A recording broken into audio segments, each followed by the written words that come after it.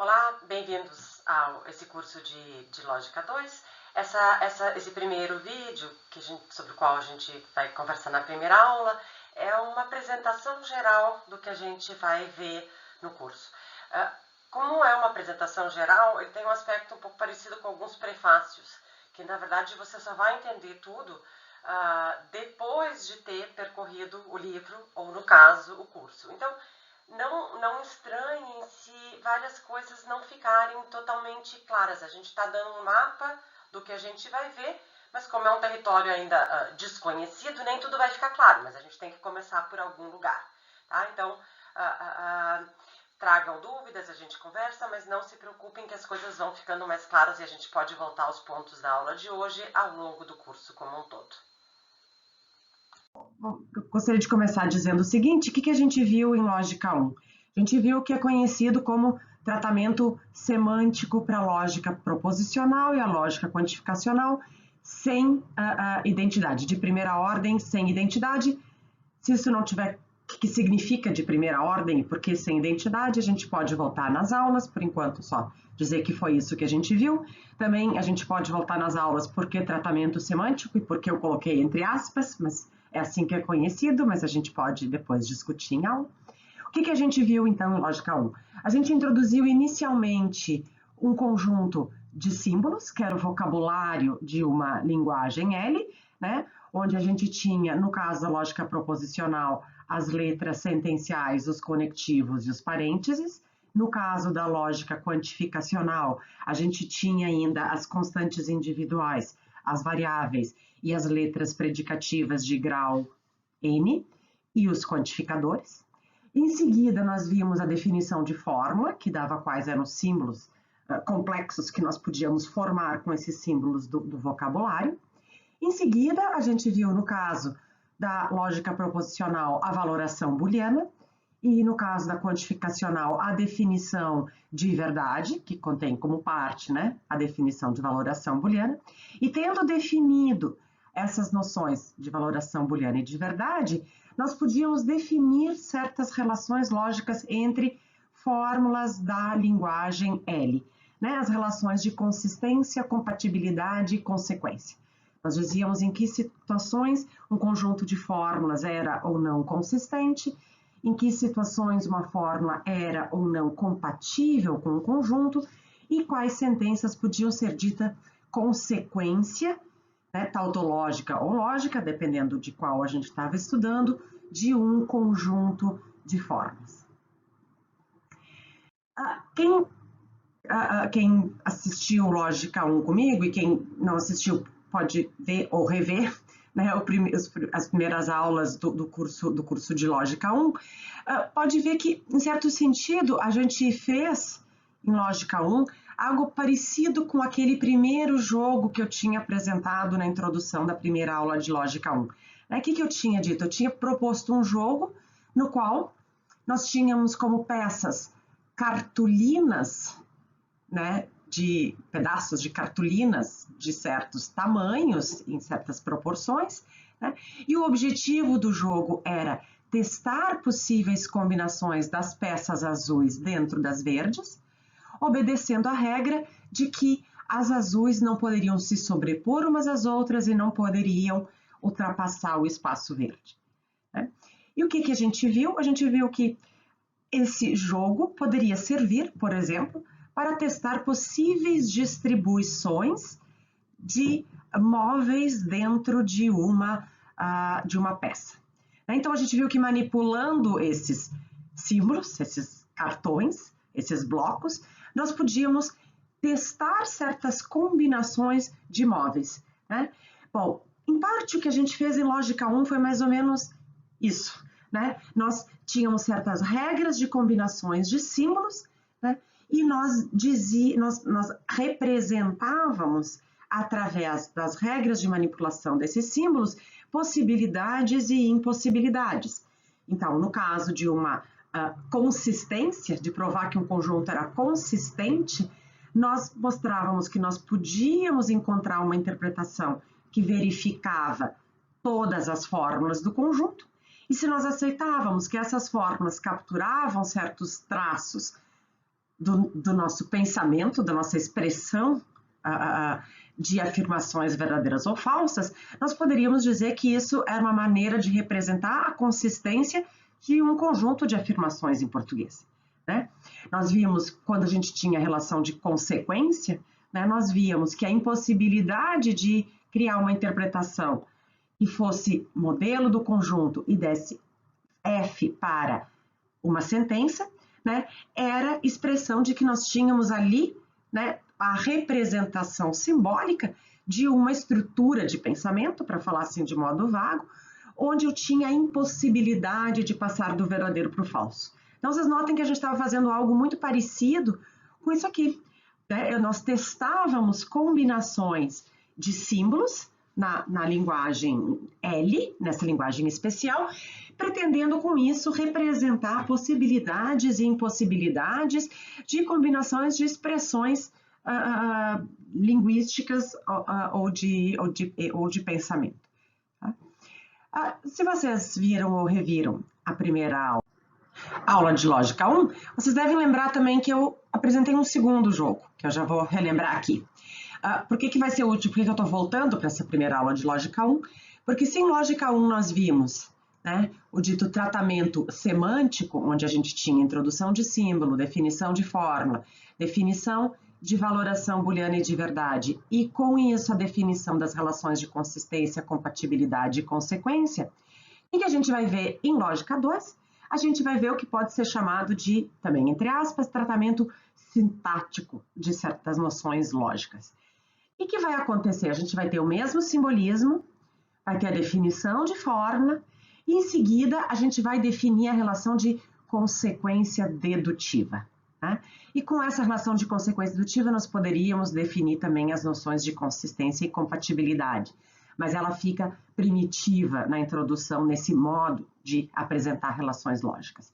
Então a gente vai ver uma outra maneira de caracterizar relações de sentenças com conjuntos de sentenças.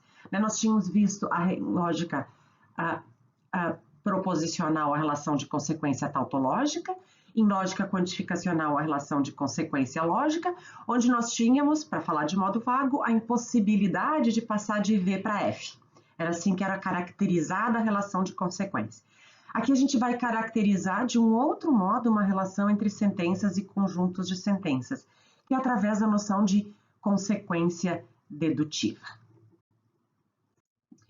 Por que eu falei do segundo jogo? Se vocês lembrarem, o segundo jogo da aula de Lógica 1, o que a gente tinha? A gente tinha nesse jogo que, como eu disse, a ideia desse jogo eu recebi do professor Edélcio da USP, a gente tinha um conjunto de peças, 3 peças, das quais eu dispunha de um número infinito dessas peças, né? Tracinho, asterisco e sustenido. E o objetivo era, partindo de uma peça ponto de partida, que era essa daqui, né? O objetivo era obter novas peças segundo certas regras.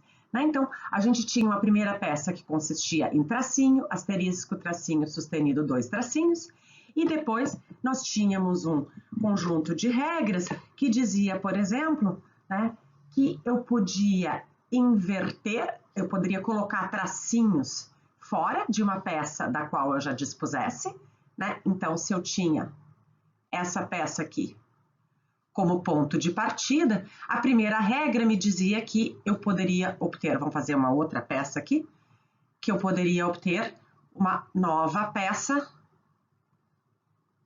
fazendo isso daqui. E a segunda regra me dizia que eu poderia trocar a ordem dessa partezinha aqui com essa daqui, ou seja, eu poderia obter isso daqui. Né? Bom, vocês podem voltar lá para aquela aula para brincar um pouco mais, né, onde é que a gente queria chegar com esse jogo, né? Mas o que importa é que o que a gente tem aqui? A gente tem simplesmente regras de, partindo de certos símbolos, passar para outros símbolos, digamos assim. E é mais ou menos assim que a gente vai caracterizar a noção de consequência dedutiva. Né? Então, o que a gente vai ter na noção de consequência dedutiva? A gente vai, a partir das sentenças de um conjunto, utilizando certas regras de transformação ou também certas sentenças ponto de partida, e a gente já vai ver qual é a diferença aqui, chegar em uma determinada sentença, né? Então, a gente vai agora partir de um conjunto gama de sentenças, ou do vazio, depois vamos ver, a gente parte de um certo conjunto de sentenças, né?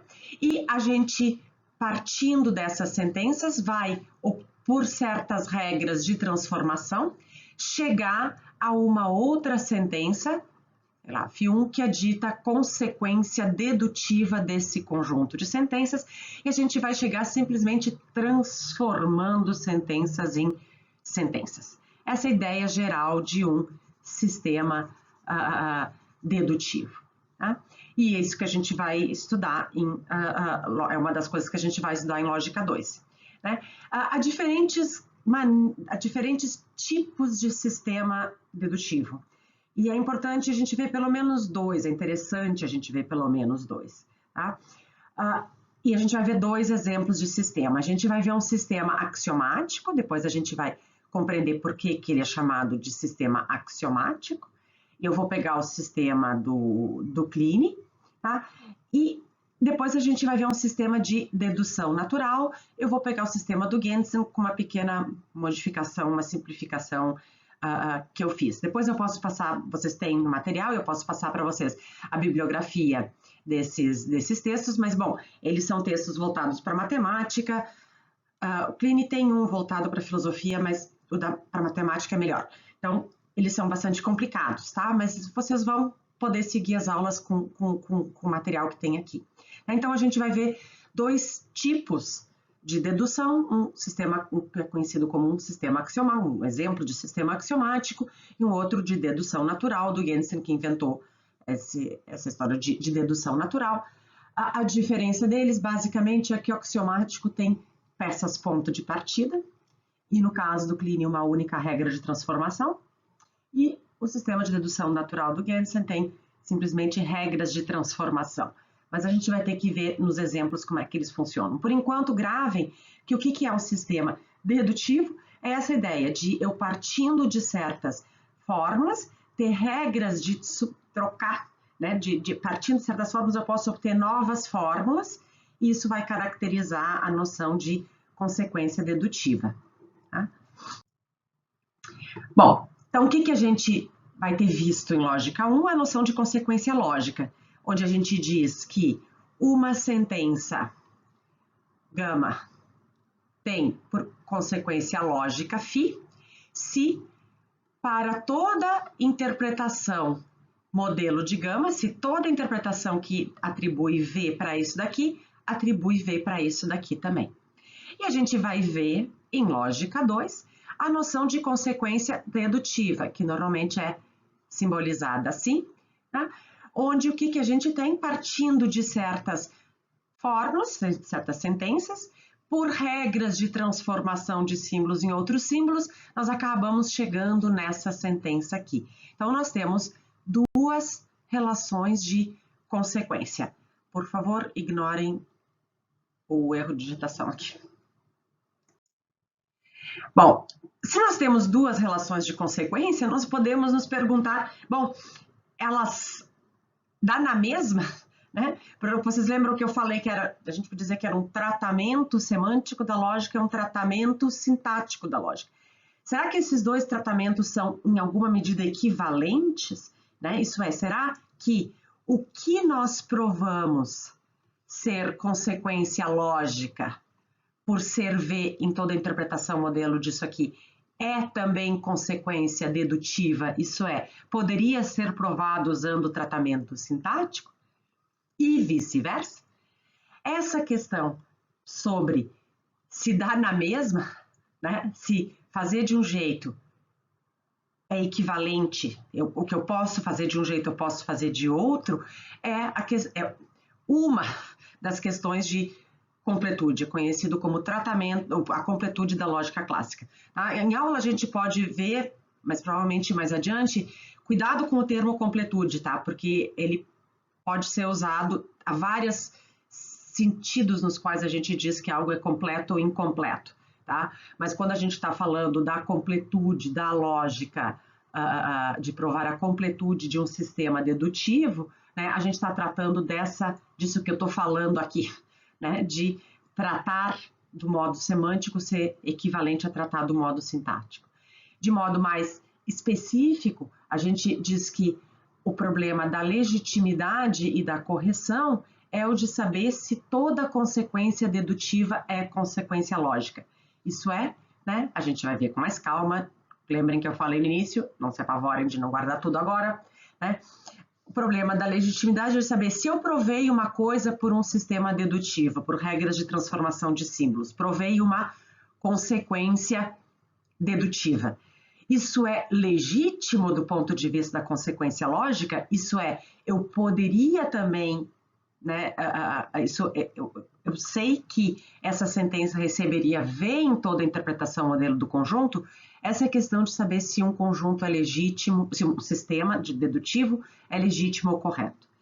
E por outro lado, a questão mais especificamente da completude, né? Então a gente usa, às vezes se fala metateoremas de completude para tratar desses dois aqui, onde, no outro sentido, a gente pode falar mais especificamente que a completude é essa parte aqui, a saber, mostrar que o meu sistema dedutivo, as minhas regras de transformação de símbolos, são fortes o suficiente, são completas para que eu possa provar no sistema dedutivo tudo que for consequência lógica, tá?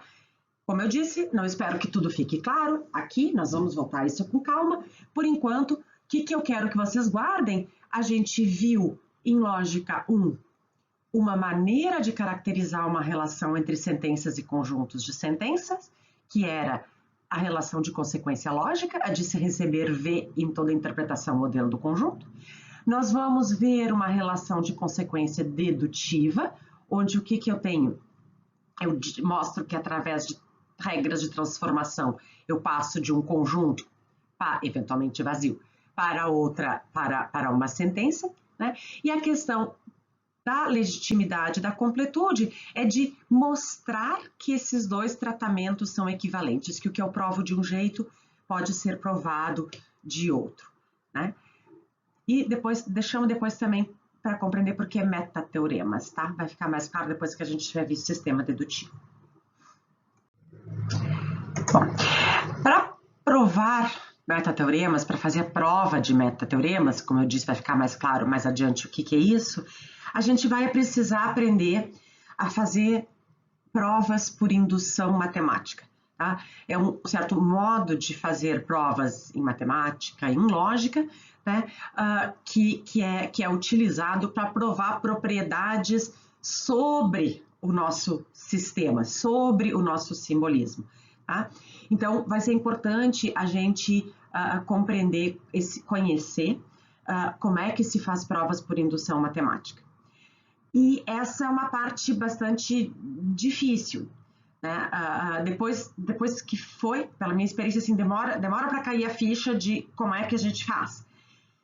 E por que é difícil, porque demora para cair a ficha, eu vou puxar essa matéria de provas, de alguma introdução a provas por indução matemática, para o início do curso. Então, a gente não vai começar vendo o sistema dedutivo, porque eu vou querer introduzir algumas noções de indução matemática primeiro e fazer algumas provas simples por indução, e aí a gente vai aproveitar para provar algumas coisas que a gente estava usando em lógica 1, mas sem provar, tá? Então, nós vamos fazer algumas provas por indução para vocês começarem a se familiarizar um pouco, mesmo que ainda não fique tudo claro, e depois a gente vai para sistemas dedutivos. Tá? Então, assim, não se assustem com o início do curso, tá? Porque eu estou puxando a parte mais difícil para o início, para dar tempo de ela ir assimilando aos poucos com os exemplos que a gente vai fazendo. Então, a ordem do curso aqui, ela vai ficar do seguinte modo: primeiro a gente vai ver algumas noções de indução matemática, mesmo que tudo não fique absolutamente claro. Eu espero que vocês comecem a ir se familiarizando e consigam compreender algumas provas mais simples, né? Então, a gente vai fazer algumas provas por indução, e aí eu vou aproveitar para encaixar aqui uma prova que ainda diz respeito ao tratamento semântico, chamada de completude funcional, e aqui a gente vai ver que é diferente daquela questão da completude que eu mencionei antes, tá? Depois a gente vê por que usa o mesmo termo e por que está se falando de coisas diferentes, tá? Mas é que completude funcional é uma propriedade ainda do tratamento, quer dizer, tem também o equivalente no tratamento sintático, mas enfim, a gente diria respeito, digamos, ao que a gente viu em lógica 1, só que é uma propriedade sobre o sistema, então a gente vai ver ela aqui.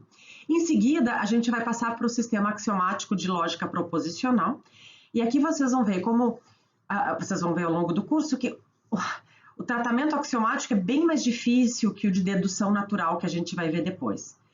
Mas é bastante importante para vocês, primeiro, por razões históricas, conhecerem pelo menos algum tratamento axiomático, porque eles foram os primeiros em lógica formal, e também porque para estudos posteriores ele tem vantagens, né? Então é importante a gente conhecer. E, de novo, por ser o mais difícil, eu vou colocar ele no início, tá? Mas vou fazer só para a lógica proposicional. Então, a gente vai ver um sistema axiomático para a lógica proposicional, como eu disse, o sistema do Kleene. Em seguida, a gente vai ter a prova de alguns metateoremas para a lógica proposicional. Então, a gente vai provar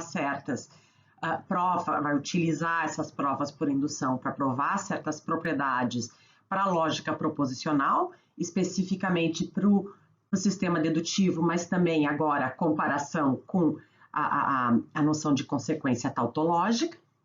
Em seguida, a gente vai ver um sistema de dedução natural, então é um outro tipo de sistema dedutivo, né, chamado dedução natural, para a lógica quantificacional. E, por fim, a gente vai ver a prova da legitimidade da completude para a lógica quantificacional, ou seja, a gente vai ver que o que a gente vai ter feito aqui no sistema de dedução natural para a lógica quantificacional é equivalente ao que a gente fez em lógica 1, utilizando as noções de interpretação, modelo, e com isso caracterizar a noção de consequência lógica. Então, esse é o caminho geral do que a gente vai ver. Bom, como é que as aulas vão funcionar? Vocês já devem ter visto nos esclarecimentos, né? Mas vai funcionar mais ou menos do seguinte modo: vocês vão ter uma série de vídeos relativamente curtos, porque o principal do trabalho vai ser exercício, né? Vocês tentando refazer provas e tentando resolver exercícios, e os vídeos eles vão ficar muito próximos de comentar o material. Se vocês olharam o material, vocês devem ter visto uma diferença gritante em relação ao material de lógica 1, né? O material de lógica 1 era autoexplicativo. Esse não é. Eu acredito que se alguém começou a ler não entendeu nada, né? A menos que já tenha estudado antes o hábito de ler livros de lógica. Então, basicamente, as aulas vão ser uma explicação do material, né? Os exercícios, o que vocês devem fazer? Vocês devem fazer não só os exercícios, mas também tentar refazer em conjunto e sozinhos, tentar refazer o que foi comentado nos vídeos, tentar ir fazendo por conta própria. E eu vou incentivar muito que vocês façam esses exercícios em grupo. Quem trabalhou o semestre passado em grupo deve ter percebido que é bastante produtivo. Aqui é uma turma menor, eu não vou organizar vocês em grupo, eu espero que vocês se organizem.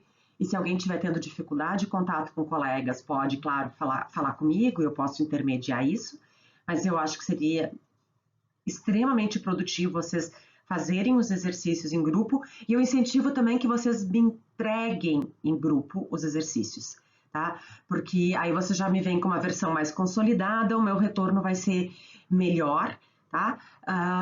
E eu vou ter condições de corrigir mais.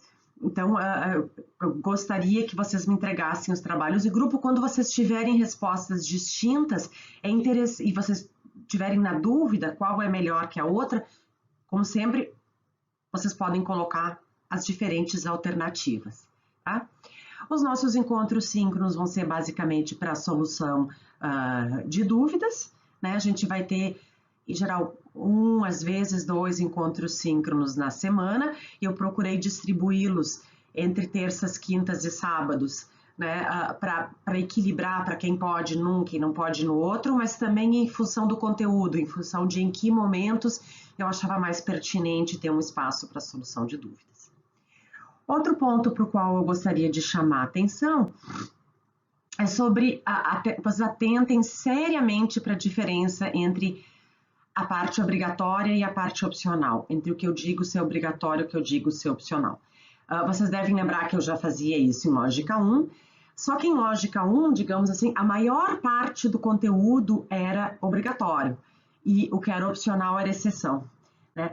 Essa diferença entre obrigatório e opcional, à medida que a gente vai avançando em lógica, ela fica mais forte ainda. Então aqui vocês vão ter provavelmente menos matéria obrigatória e mais matéria opcional, né? Assim, o que é no obrigatório, eu procurei colocar assim, olha, vocês têm que ter uma ideia de sistemas dedutivos, de como é que funcionam os sistemas dedutivos, vocês têm que ser capazes de fazer algumas deduções simples, e vocês têm que ter alguma ideia do que são provas por indução, e vocês têm que ter alguma ideia de quais são as principais propriedades, metapropriedades dos sistemas, e ter alguma ideia de como é que eles são provados. Esse é, digamos assim, o que eu acho que idealmente todo mundo em filosofia deveria ter, conseguir usar um pouquinho de sistema dedutivo e ter alguma ideia de como é que se prova metateoremas e de quais são os principais metateoremas. Outra coisa é quem quer continuar estudando lógica. Aí tem que fazer deduções mais complicadas, né? Tem que conseguir fazer por conta própria provas por indução, né? Tem que conseguir criar certas provas e parte do curso de Lógica 2 também é dar esse treino para quem quer continuar trabalhando. Então, eu acredito que eu tenha dois perfis de estudante, de quem quer saber, assim, o que eu, pelo menos na minha opinião, é assim, é algum mínimo que deveria ter de lógica, e quem quer também já ir se formando para continuar adiante, né? Então, por isso, eu tenho essa distinção, mas eu vou insistir, então, atentem para a parte obrigatória, que é o que vocês vão precisar para conseguir seguir até o final do curso. E façam o máximo que vocês conseguirem da opcional, mas não fiquem apavorados se, sobretudo no início, vocês não conseguirem dar conta dessa parte opcional, né? Porque exige maturidade também que vocês podem ir ganhando com o tempo. E a avaliação, então, vai consistir em 2 provas e nos exercícios 30% e as provas, cada uma 35%.